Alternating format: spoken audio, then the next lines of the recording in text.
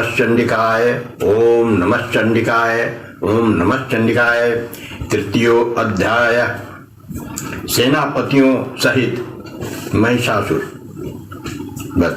ध्यानम।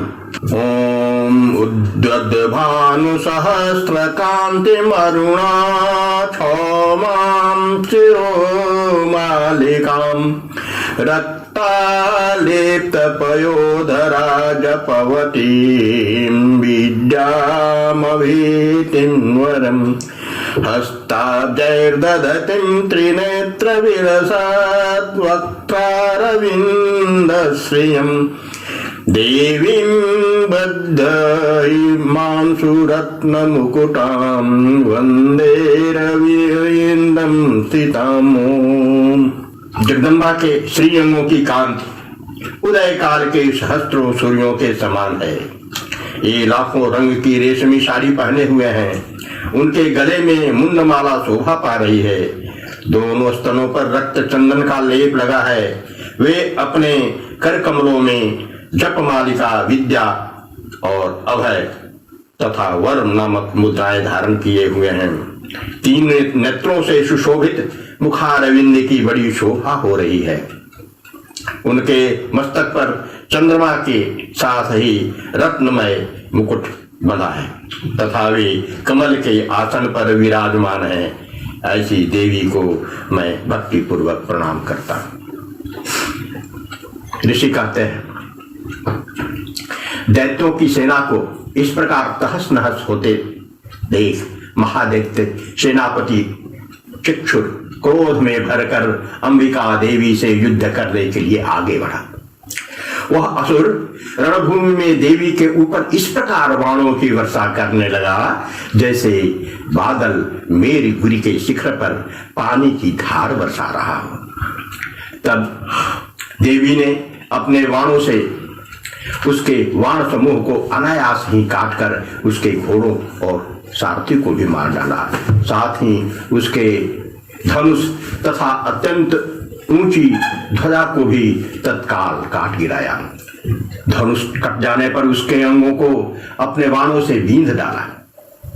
धनुष, रथ, घोड़े और सारथी के नष्ट हो जाने पर वह असुर ढाल और तलवार लेकर देवी की ओर दौड़ा। उसने तीखी धार वाली तलवार से सिंह के मस्तक पर चोट करके देवी की भी बाईं भुजा में बड़े वेग से प्रहार किया। राजन, देवी की बाह पर पहुंचते ही वह तलवार टूट गई। फिर तो क्रोध से लाल आंखें करके उस राक्षस ने शूल हाथ में लिया और उसे उस महादित्य ने भगवती भद्रकाली के ऊपर चलाया। वह शूल आकाश से गिरते हुए सूर्यमंडल की भांति अपने तेज से प्रज्वलित हो उठा। उस शूल को अपनी ओर आते देख देवी ने भी शूल का प्रहार किया। उससे राक्षस के शूल के सैकड़ों टुकड़े हो गए।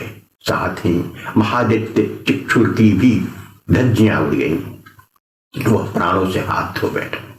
महिषासुर के सेनापति उस पराक्रमी चिक्षुर के मारे जाने पर देवताओं को पीड़ा देने वाले चामर हाथी पर चढ़कर आया। उसने भी देवी के ऊपर शक्तियों का प्रहार किया, किंतु जगदम्बा ने उसे अपने हुंकार से ही आहत एवं निष्प्रभ करके तत्काल पृथ्वी पर गिरा दिया। शक्ति टूटकर गिरी हुई देखकर चामर को बड़ा क्रोध हुआ। अब उसने शूल चलाया, किंतु देवी ने उसे भी अपने बाणों द्वारा काट डाला। इतने में ही देवी का सिंह उछलकर हाथी के मस्तक पर चढ़ बैठा और उस दैत्य के साथ खूब जोर लगाकर बाहु युद्ध करने लगा।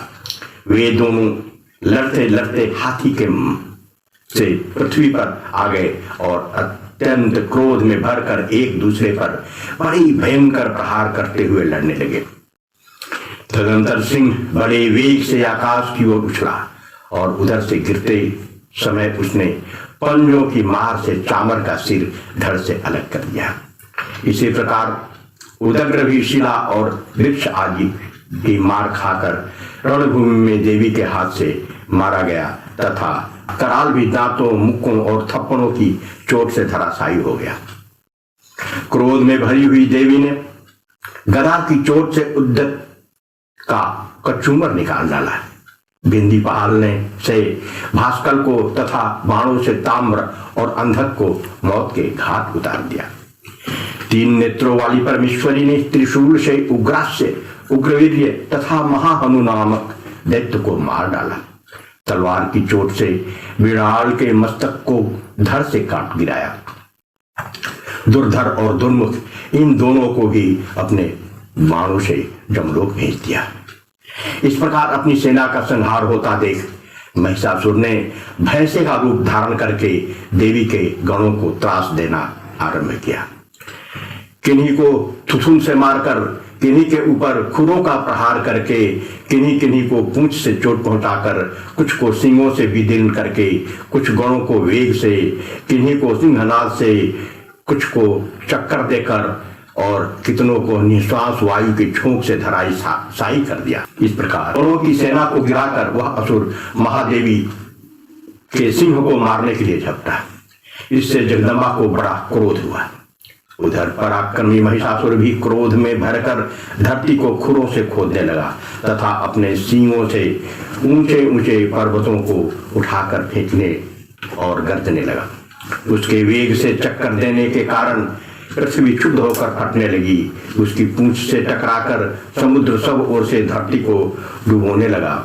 हिलते हुए सींगों के आघात से विदीर्ण होकर बादलों के टुकड़े टुकड़े हो गए।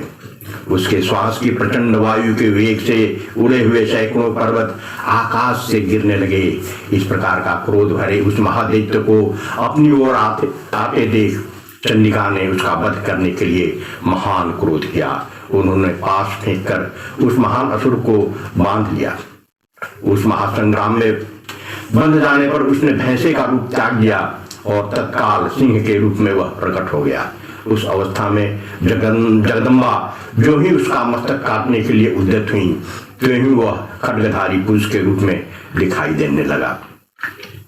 तब देवी ने तुरंत ही बाणों की वर्षा करके ढाल और तलवार के साथ उस पुरुष को भी बींध डाला।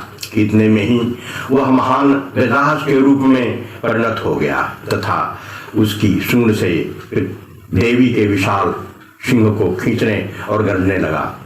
खींचते समय देवी ने तलवार से उसकी सूंड काट डाली।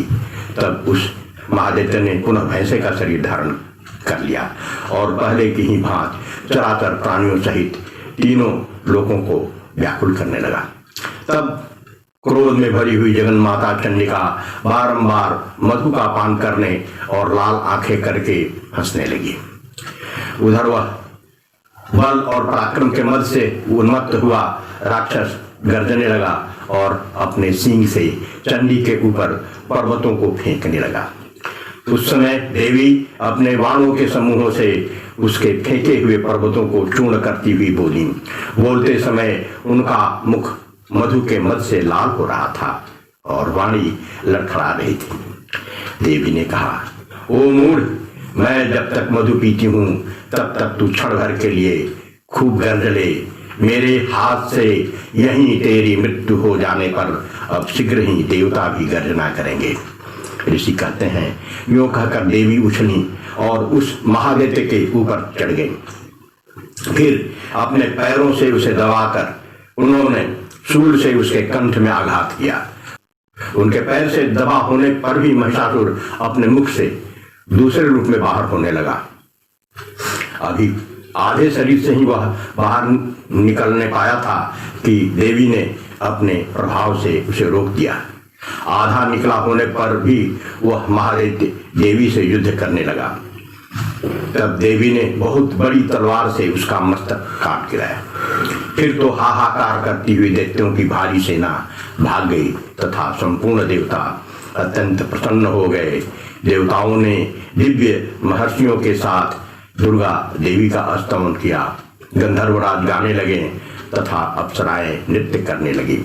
इस प्रकार मार्कंडेय पुराण में सावर्णिक मनवंतर की कथा के अंतर्गत देवी महात्म्य में महिषासुर वध नामक तीसरा अध्याय पूरा हुआ।